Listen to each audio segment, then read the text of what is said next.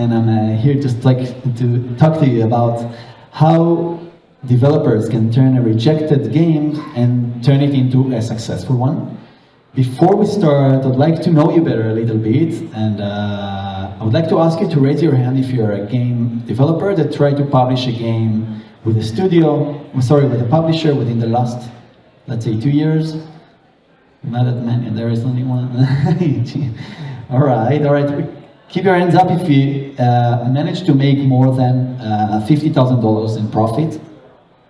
Not yet. Yeah, all right, great. And $100,000 in profit?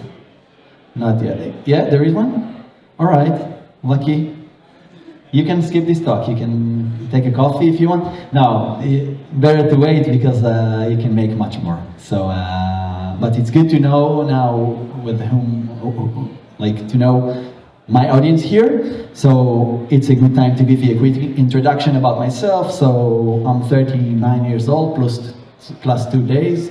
I'm a father of 3, married to Moran, and I'm the founder and CEO of OVIVO Games, which is a gaming, hyper-casual and hybrid casual publishing house with a unique publishing approach, with one mission: to empower game developers to build profitable businesses and successful and sustainable businesses.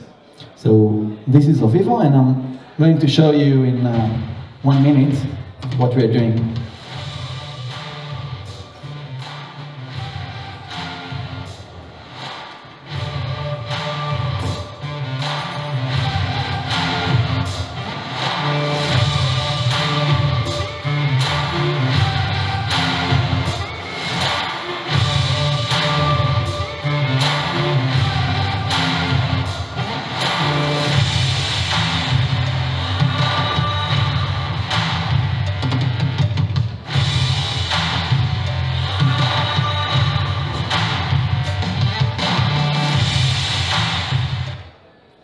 So again, our mission is to empower game developers to build profitable businesses, and basically by implementing our unique approach, the chances to get published and generate profits increase by 20 times.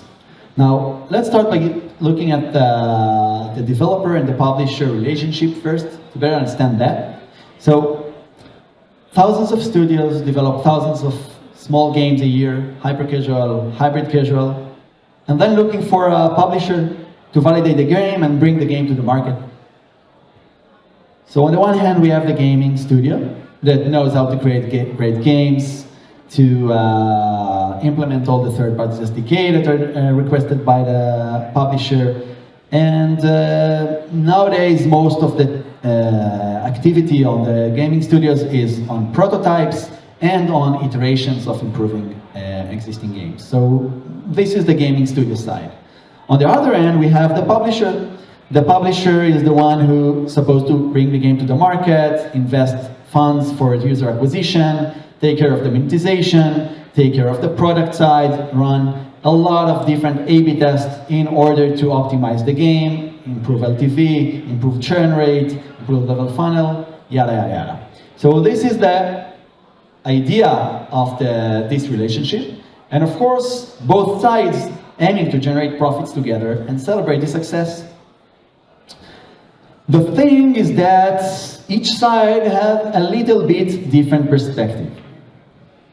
So let's drill down and understand why. First, the operation on the publisher side is huge. Talking about dozens or hundreds of employees that needs to run the business, compared to the studio, which manage much lean operation. So this is one different with a different perspective. The second one is basically the main activity. So the publisher tests many different games every month, while the studio is basically work on prototypes, 2 to 3 prototypes, or alternatively, 1 game that is iterating or 2 games that are iterating, but the volume is very different. And this is the most important thing, the publisher focus on, or the business model is to publish top charts hits that potentially will generate a super high amount of profits. While the gaming studio focuses on building a sustainable and profitable business. And it not always comes together because it's really, really hard to basically get published and hit the charts. And we need to understand, or I think it's better for us to understand, that different perspective leads to different goals. Now, I'd like to ask you another question. Please raise your hand if you think that the chances to publish a game are like around 20%. You know the industry, right? Maybe 10%? Maybe around 5% like to publish? You're smart. Okay, 1%? Yeah, that's right. Around 1% chance. So this is the hard reality that we are all facing, that 99% of the games are rejected. So what we did in OVIVO is we decided to investigate this 99% of rejected games. And the good news is that our insight showed us that about 20% of games definitely can make profits. They can make profits, and I will show you in the next few slides how. But we need to, or I want to explain to you that the reason that these games are rejected is not because these games can't generate profits. It's just because they are not profitable enough for the publisher. Okay? Again, they're just not profitable enough for the publisher, and that's the reason why the developer or the studio got rejected. And with OVIVO, the chance to get published are 20 times higher, and this is basically why. First, our main KPI is LTV higher than CPI worldwide. Okay, I want to remind you all, our goal is the same as the studio goal, which is generate profits, not hitting the charts. We never say no to hit the charts, don't get me wrong. We prefer to maximize profits, and we always say to more profits. The thing is that we also say yes to profits that other publishers ignore, basically, because they're just not enough. So LTV is higher in CPI worldwide. We, of course, target the US, but also any other market in the world. And also, we believe that the marketing channels are not necessarily Facebook. You know, the classic marketability test, Facebook, yes. Works good, perfect, not, drop the game. So Facebook is only one network. There are many, many other networks where we test and run campaigns to ensure that the LTV is higher than CPI. Second thing is that we publish full games. We don't believe that prototypes can be optimized that much.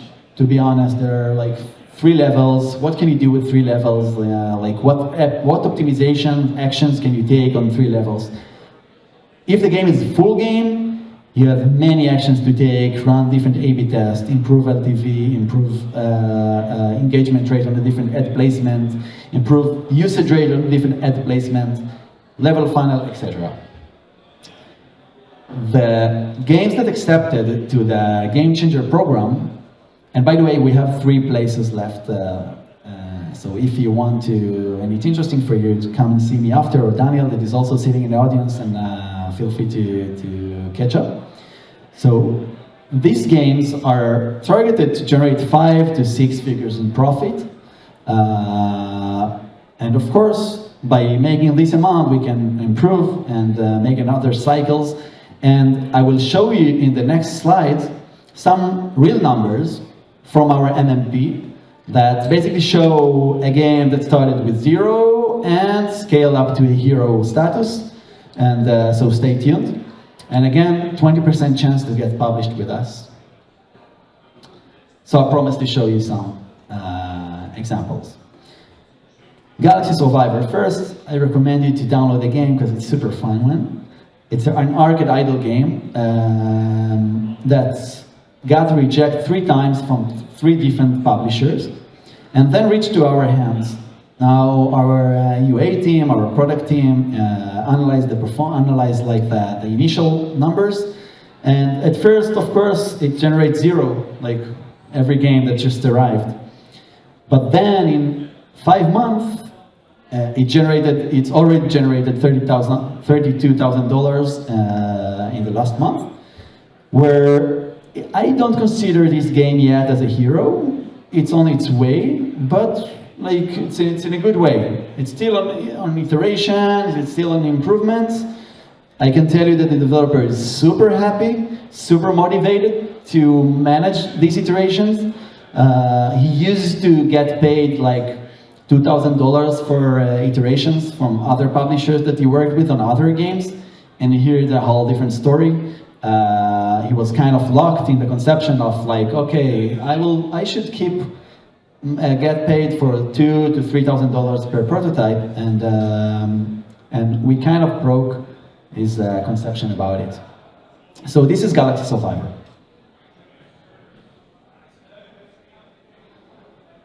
Let's see, Hero Castle. So Hero Castle is another game that got a reject from 3 different publishers. It's kind of a puzzle game. You're probably familiar with this up icon. You saw it in many other games probably. Again, started with 0, and after 1 quarter, generated a little bit more than $100,000 in revenue. Again, the developer is super, super, super happy. And he thanks our unique publishing approach with the best team to optimize to work on this game. By the way, if you have questions, I will spare like 10 minutes at the end, so feel free to write yourself, and I'll be happy to take them. This is how a hero look like. No, this is how a hero look like. You'll probably wonder, oh, I'm talking about the hero. So here is Prison Escape. It's a puzzle game, a classic one, which we already added a lot of meta features to the game along the way. It started with 0, like any other game that we put our hands on, and in the last 2 months, you can see a stable line that is around $172,000 per quarter, and I will tell you that like it's expected to stay on the same level or going up. Why I know that? Because it's not like you experience in publishing other games where it's or just rejected or going with a spike to hit the charts. Here, it's just much more stable, learning from our A/B tests, improving it, and taking much more, I would say, data-driven decisions that will just improve the performance and not do any other bad effect on the game. So, thank you for having me. I hope I managed to add some value to each and every one of you, and I hope you enjoyed, at least as I enjoyed from this talk. And if you have questions, feel free. Yeah?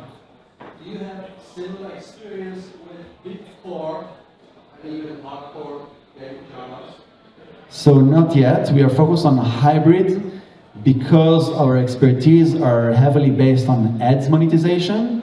We're now gaining more expertise on in-app purchase monetization as well. So definitely this is where we are going to, like on the, but probably in the next year the focus will remain on a hybrid casual. Maybe we'll flirt a little bit with mid-core, but the reason, by the way, is that the feedback is much faster when publishing hybrid casual. Like you get much faster feedback, then you can iterate faster, then you can see the result very fast if you know what you're doing. So compared to casual or mid-core, where in casual games the ROAS can be like in 6 months, 8 months, 1 year in some cases. So here we talk about 100% ROAS in day 6, day 7. It's a huge difference, but we definitely work on hybridization. Any other questions? Yeah. Maybe if you don't mind to share a couple of words about the secret sauce, how you choose the games, and then how you help them grow. Maybe you said that your profile is more ad monetization, maybe you said have some analytics approach, and after this how you achieve that. So our approach is data-driven, 100% data-driven. We're not getting in touch in we ignore gut feeling when choosing the game. What we do is that we run a quick test that combines CPI and playtime. We have like a kind of a table with a formula like, okay, we should reach to this minimal CPI and playtime in order to get published by us. And then we have like a very clear process of working with the UA team, do their job on the creatives. We implement a lot of events in the game, 10 times higher than any other publisher, because this is what helps us to analyze the product after, okay? We do also make some, I would say, legitimate manipulation on the ads to ensure high CPMs, okay? Thanks to our ability and our expertise on monetization, on ads monetization. So this is another thing that helps us. And the third one is that we totally open ourselves to many different marketing channels on the UA side, like marketing channels and markets. And when we open ourselves, then we are, we can reveal that, all right, Brazil works perfect for us. Let's scale in Brazil. Well, we're still trying to optimize the game, but it's already started to generate profit. So we gain more users. Now we have more data. Remember, I told you that that we implement many different events.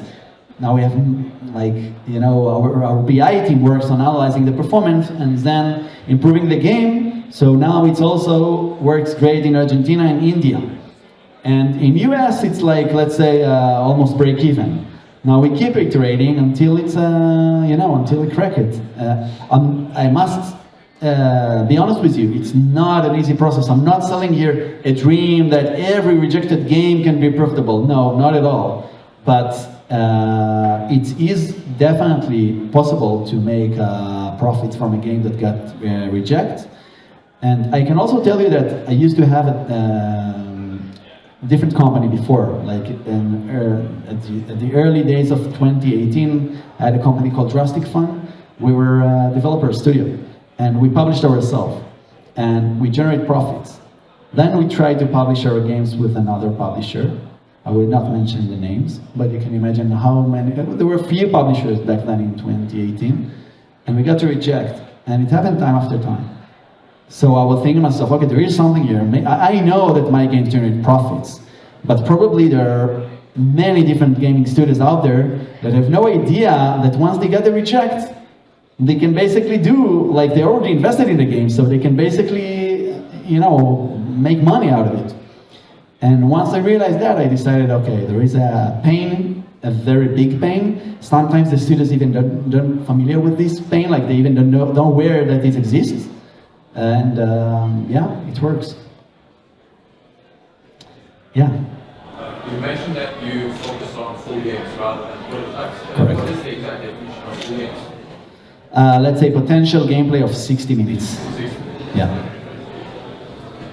Yeah.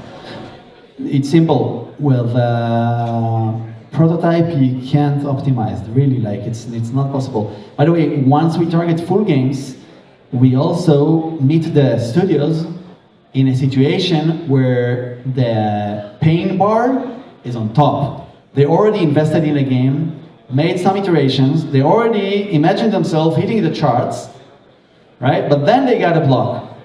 Now what do? They asked by the publisher, okay, put this game, don't get in touch into it, like don't be emotional about your game, just move forward, let it go. Which is the approach that's good for the publisher, but not always good for the developer. Any more questions? No. So thank you again, and I'll leave you with this song again, with this with this music. Thank you very much.